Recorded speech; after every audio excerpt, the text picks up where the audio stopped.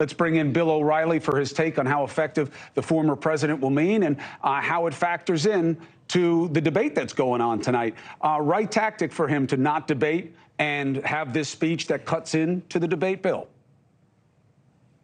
Sure. I mean, he doesn't have to debate at this point in the presidential campaign cycle. He's way ahead. I can't imagine what any of the candidates in Simi Valley are going to do to spike their popularity. Very difficult when you have so many people on the stage. What are you going to do other than say the same stuff you've said a million times?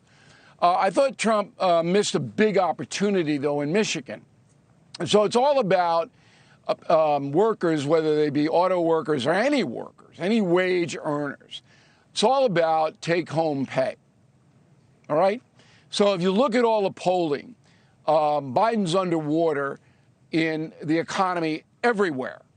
And Biden says, well, no, Bidenomics and inflation reduction bill. And people don't want to hear that. They know they have less money because they go to the grocery store and they go to the gas station and they see their insurance premiums doubling. And wait till you see the heating bills that come your way. So he didn't mention, Trump didn't, and I was kind of startled by it, that under him last year, inflation was 1.4%. And under Biden, cumulatively, it's about 8% and higher on some necessities. And that's what really erodes the workers' power. And that's why they need more money to cover the inflation. He didn't even say it. I mean, building plants and all, I guess that's effective in Michigan, but that's the big one, the rate of inflation. And how big a deal is it, bless you, how big a deal is it that he's talking about what he's going to do, but he's going to have to own what he didn't get done on his watch? Nobody's going to remember that. No, nobody remembers that stuff, Cuomo.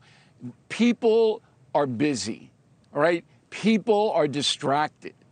They vote their own self-interest, all right? So they're paying more money under Biden.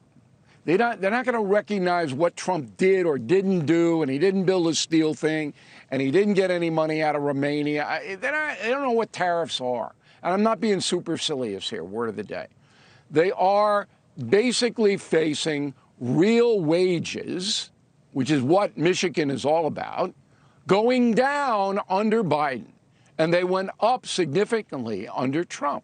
The folks know that. They have checkbooks. Right. And that is the key to Trump returning to the White House. Hey, thank you for watching.